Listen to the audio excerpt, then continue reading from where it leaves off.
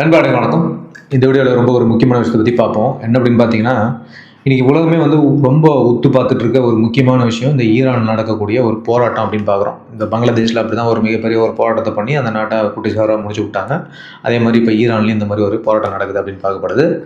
2025 December கடைசியில் ஆரம்பித்த இந்த போராட்டம் பார்த்தீங்கன்னா, இப்போ இந்த ஜனவரி மாதம் 2026 மிகப்பெரிய ஒரு உள்நாட்டு போராகவே மாறிடுச்சு அப்படின்னு வந்து பார்க்கப்படுது. ஏன் மக்கள் எல்லாமே வீதிக்கு வந்து இவ்வளோ பேர் போராடுறாங்க? இது வரைக்கும் எத்தனை பேர் வந்து கொல்லப்பட்டிருக்காங்க? அமெரிக்கா ஏன் வந்துட்டு ஈரானை மிரட்டுது? குறிப்பாக இன்னைக்கு பார்த்தீங்கன்னா, ஈரான் தன்னுடைய வான்வெளி எல்லாத்தையுமே மூடிட்டாங்க அப்படின்னு பார்க்கப்படுது. ஆனால் இந்த சமயத்திலையும் சீனாவோட 2 விமானங்கள் வந்து அங்கே இறங்கியிருக்கு அப்படின்னு பார்க்கப்படுது. அது ஏன்?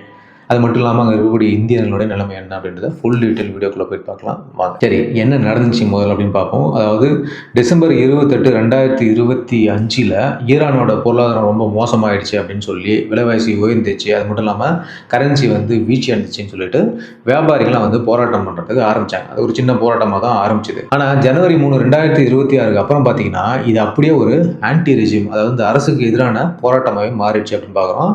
இப்போ ஈரானோட 31 மாகாணங்களில் இந்த போராட்டம் வந்து வெடிச்சிருக்கு அப்படின்னு பார்க்கப்படுது. அது என்டையர் ஈரானே வந்துட்டு போராட்டத்தில் தான் இறங்கிச்சு அப்படின்னு பார்க்குறோம். ஈரான் அரசு வந்து பார்த்தீங்கன்னா இன்டர்நெட்லாம் பிளாக் பண்ணிட்டாங்க அப்படின்னு பார்க்கப்படுது. அதாவது ஸ்டார்லிங்க் மட்டும் வந்து இன்டர்நெட் கொடுத்துட்டு இருந்தாங்க.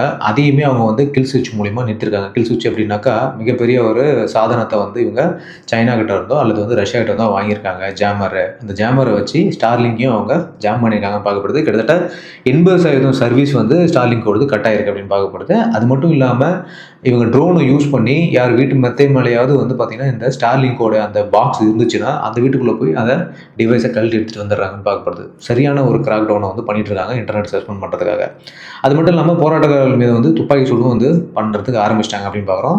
இது வரைக்கும் வந்திருக்கிற தகவல் படி பார்த்தீங்கன்னா கிட்டத்தட்ட 2000 3500 பேருக்கு மேலே கொல்லப்பட்டிருக்காங்க அப்படின்னு சொல்லப்படுது. இந்த விஷயத்தை சர்வதேச மனித உரிமை அமைப்புகள் வந்து சொல்கிறாங்க. ஆனால் இன்னும் சில செய்திகள்லாம் என்ன வருது அப்படின்னா கிட்டத்தட்ட 6000 2000 வரைக்கும் கூட இறந்துருப்பாங்க அப்படின்னு சொல்லப்படுது. அது மட்டும் இல்லாமல் 10,000க்கு மேற்பட்டவங்க வந்து கைது செய்யப்பட்டிருக்காங்க. அதாவது பிப்ரவரி 12 வந்த நிலவரப்படி பார்த்தீங்கன்னா பல பேருக்கு மரண தண்டனை வந்து நிறைவேற்றப்படலாம் அப்படின்ற மாதிரி ஒரு விஷயத்தையும் சொல்லி பயந்தாங்க. ஆனால் இதுக்கிடையில் ட்ரம்ப் என்ன பண்ணார் அப்படின்னா ஸ்ட்ரிக்டாக ஒரு விஷயத்த சொன்னாப்புல, மக்களை கொல்றதை நிறுத்துங்க, அவங்களுக்குலாம் உதவி வந்துட்டு இருக்கு அப்படின்ற மாதிரி ஒரு விஷயத்த அவர் சொன்னார். உதவி வந்துட்டு இருக்கு அப்படின்னாக்கா மேபி இவர் வந்து போர் தொடுப்பா இல்லைன்னா தாக்கும் அப்படின்ற மாதிரி சொல்றாரான்றது நமக்கு தெரியல. ஆனால் ஒரு விஷயம் நடக்க தான் போகுது அப்படின்னு பார்க்குறோம். ஒருவேளை மரண தண்டனை நிறைவேற்றப்பட்டுச்சு அப்படின்னா அமெரிக்காவோட ஆர்மி வந்து ஒரு உள்ள நுழைஞ்சு சண்டை போடுறதுக்கோ அல்லது அவங்களை காவல் பண்ணுறதுக்கோ அப்படின்ற மாதிரி ஒரு விஷயத்துக்கு இவங்க வரதுக்கான வாய்ப்பு இருக்கு அப்படின்னு பார்க்குறோம். இதுக்கிடையில் வந்துட்டு கனடா ஆகட்டும், பிரான்ஸு, ஜெர்மனி இந்த மாதிரியான நாடுகளும் பார்த்தீங்கன்னா ஈரானோட வன்முறையை வந்து பயங்கரமாக கண்டிச்சிருக்காங்க அப்படின்னு பார்க்கப்படுது. ஈரான் மேலே புதிய பொருளாதார தடைகளை வந்து விதிப்போம் அப்படின்ற மாதிரி அவங்க சொல்லியிருக்காங்க. அமெரிக்கா வந்து பார்த்தீங்கன்னா கத்தாரில் இருக்கக்கூடிய தன்னுடைய மிகப்பெரிய இராணுவ தளமான அல் உதைத், இது வந்து தான் பார்த்தீங்கன்னா மிக பெருசு, மிடில் ஈஸ்ட்டில் இருக்கக்கூடிய மிகப்பெரிய ஒரு பேஸ்ன்னு பார்க்குறோம். இந்த பேஸில் இருக்கக்கூடிய அதிகாரிகள்லாம் வந்து உடனே வெளியேற சொல்லியிருக்காங்க அப்படின்னு பார்க்கப்படுது. எதனால் அப்படின்னா இன்கேஸ் இவங்க போயிட்டு ஈரான் அடித்தாங்க அப்படின்னா ஈரான் என்ன சொல்லியிருக்குன்னா இங்கே இருக்கக்கூடிய உன்னுடைய அமெரிக்கன் பேஸ் மேலே நான் தாக்குதல் நடத்தும் அப்படின்னு சொல்லியிருக்கு.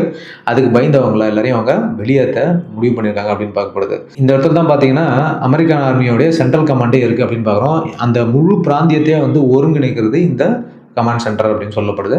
சுமார் 11,000 அமெரிக்க வீரர்கள் இருக்காங்க அங்கே அப்படின்னு பார்க்குறோம். அது மட்டும் இல்லாமல் நூற்றுக்கணக்கான போர் விமானங்கள் வந்து இங்கே தயார் நிலையில் இருக்குது அப்படின்னு சொல்கிறாங்க. இது மட்டும் இல்லாமல் அமெரிக்கா வந்து ஈரானை பயங்கரமாக இந்த இடத்துல சுத்து போட்டிருக்கு அப்படி தான் நம்ம பார்க்கணும். அதாவது கடல் வழி பாதுகாப்பை பொறுத்த வரைக்கும் பார்த்தீங்கன்னா பஹ்ரைன் நாடு வந்து ரொம்ப முக்கியமான விஷயமா அமெரிக்கா யூஸ் பண்ணுது.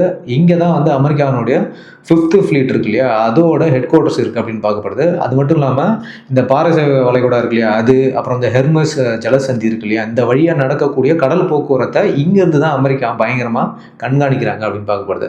அதே மாதிரி குவைத் நாட்டில் பார்த்தீங்கன்னா கேம்ப் அர்ப்ஜான் அப்படின்னு சொல்லிட்டு ஒரு பேஸ் இருக்குது. இங்கே அமெரிக்கா வந்துட்டு அதனுடைய தரைப்படை மற்றும் இராணுவ தளங்கள்லாம் மிகப்பெரிய அளவு வேர்ஹவுஸாக யூஸ் பண்ணுறாங்க அப்படின்னு பார்க்கப்படுது. இங்கே தான் பொருட்கள் எல்லாமே அவங்களுக்கு போகுது. அது மட்டும் இல்லாமல் டெக்னிக்கல் ரீதியான தாக்குதல் நடத்துறதுக்கு அவங்க யுஏஇயோட பேஸ் வந்து யூஸ் பண்ணுறாங்க.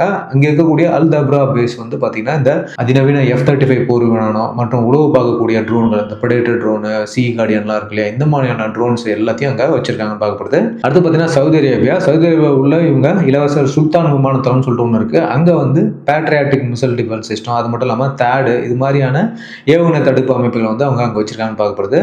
இது ஈரானுடைய ஏவுகணை தாக்குதலிருந்து அமெரிக்க தளம் மற்றும் அதனுடைய கூட்டாளிகளை வந்து பாதுகாக்கும் அப்படின்னு பார்க்குறோம். இறுதியாக பார்த்தீங்கன்னா ஈராக் மற்றும் சிரியாவில் இருக்கக்கூடிய அல் அசாத் மற்றும் டான்ஃப் இது மாதிரியான சிறிய தளங்களும் அவங்க வச்சிருக்காங்கன்னு பார்க்கப்படுது. ஈரான் தன்னுடைய தரைவழி பாதையை பயன்படுத்தி லெபனானுக்கோ அல்லது சிரியாவுக்கோ ஏதாவது ஒரு வெப்பன் சப்ளை பண்ண நினைச்சது அப்படின்னா அதை தடுக்கிறதுக்கு இந்த பேஸ் வந்து உதவும் அப்படின்னு பார்க்கப்படுது. ஈரானோடைய எல்லையை வந்துட்டு பார்த்தீங்கன்னா சுற்றி இவங்க கவர் பண்ணியிருக்காங்க. ஈரான் எங்கேயாவது எல்லையை தாண்டணும்னு நினைச்சது அப்படின்னா இது எல்லாத்தையுமே இந்த பேஸுங்க வந்து தடுக்கும் அப்படின்ற மாதிரி பார்க்கப்படுது.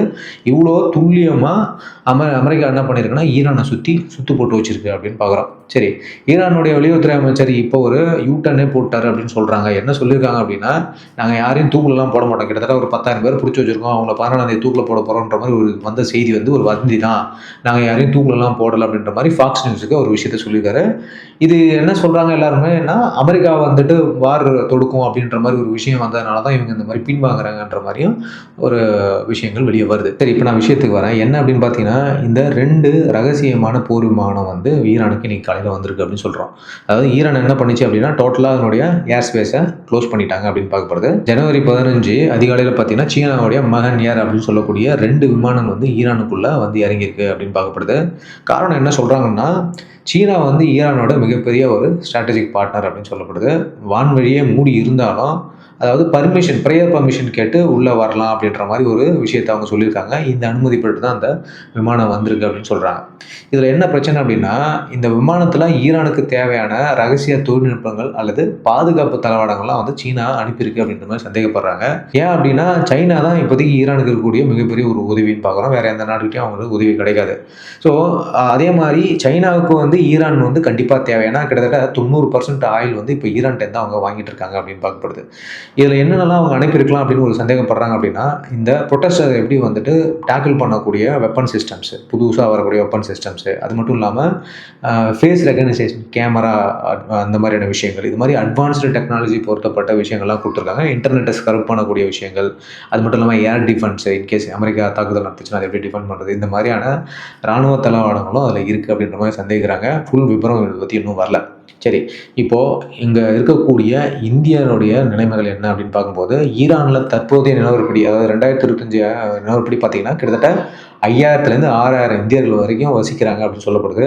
இதில் வேலைக்காக போனவங்க பார்த்தீங்கன்னா பெரும்பாலும் இந்த செபார் போர்ட் நம்ம கட்டணும் இல்லையா, அதில் வேலை செய்கிறவங்க தான் அதிகமான ஆட்கள் அப்படின்னு பார்க்கப்படுது. அது மட்டும் இல்லாமல் பெட்ரோலியம் மற்றும் பொறியியல் துறையில் பணியாற்றக்கூடியவங்க நிறைய பேர் அங்கே இருக்காங்க அப்படின்னு சொல்கிறோம். இவங்களோட எண்ணிக்கை கிட்டத்தட்ட 2500லேருந்து 3000 வரைக்கும் அப்படின்னு பார்க்கப்படுது. மீதி இருக்கிறவங்க எல்லாமே பெரும்பாலும் வந்து ஸ்டூடெண்ட்ஸ் அப்படின்னு சொல்கிறோம்.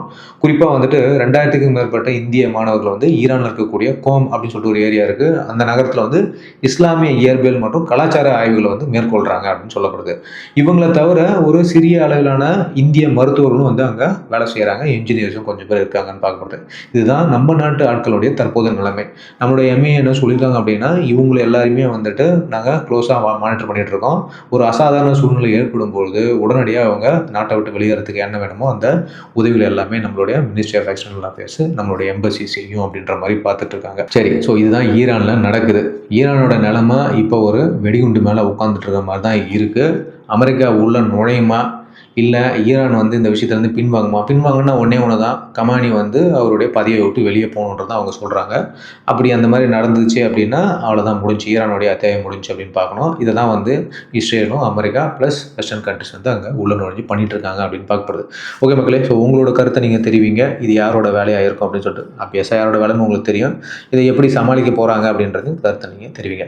ஓகே, வீடியோ இன்ஃபர்மேட்டிவாக இருக்கும் நம்புறேன். கண்டிப்பாக சேனல் சப்ஸ்கிரைப் பண்ணுங்கள், ஃப்ரெண்ட்ஸுக்கெலாம் ஷேர் பண்ணுங்கள். மேலும் அடுத்த ஒரு இன்ஃபர்மேட்டிவோட சந்திக்கிறேன். அது வரைக்கும் தேங்க்யூ. ஜெய் ஹிந்த்.